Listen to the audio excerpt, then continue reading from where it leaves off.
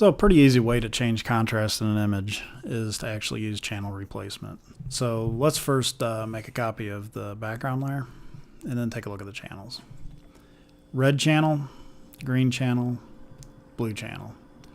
Alright, so what we notice is the red channel, the skin tone's really bright. You kind of expect that because skin tones in general are red.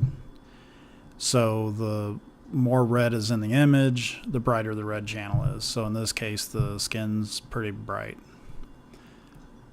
The green channel is a pretty decent channel in this image. You got a lot of difference between the shadows and the highlights in the face. Compare that to the red channel, there's really not a lot of difference. The blue channels usually just are not that good. So I generally, in my pictures, I get rid of the blue channel, and there's a couple reasons for that. First, it kind of brings down the skin tones, and secondly, a lot of noise, just because of the way that our eyes work and the way that camera sensors work, a lot of the noise hides in the blue channel. So if I get rid of the blue channel, I can actually get rid of some noise. That's a side benefit. That's not the major focus of this, but really there's not a lot of contrast in the blue image anyway. So what I'm going to do is I'm going to hit image, apply image. And what I'm going to do is I'm going to take and replace the current layer I'm on, which is the blue layer, and I'm going to replace it with that green channel. And typically with portraits, the green channel is a great thing to replace the blue channel with.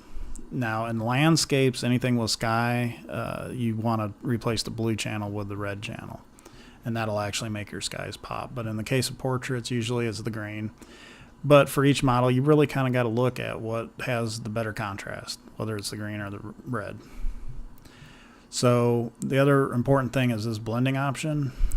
The standard for the blending option when you get it is multiply. You want to absolutely change this to normal. All right. So you replace it. Now if we turn the RGB back on, the colors are kind of all screwy. That's easily fixed. The layer blend mode as standard is normal. Change it to luminosity. Now what luminosity does is it absolutely ignores all the color information, and it just makes change in the luminosity, basically the contrast. So in this image, if we look at it and look at her face, we've added a lot of contrast. It's making the eyes pop. It makes the hair pop.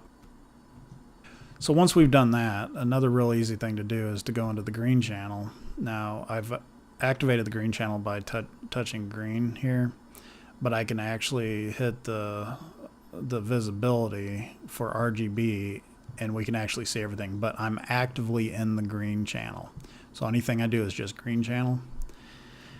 I can hit Control M or Command M,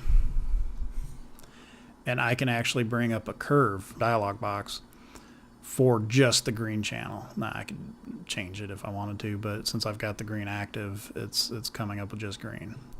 And just like with my other contrast, I can actually use the tool to figure out where the face lies in this image, since this is the important part of the image. And I can put a gentle S-curve in here around where those points are.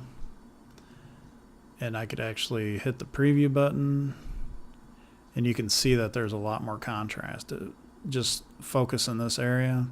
If I take the preview off, it kind of flattens the image. This looks a lot more dynamic. So if I like it, I hit OK.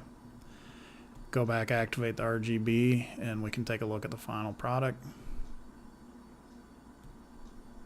And if we like it, flatten the image.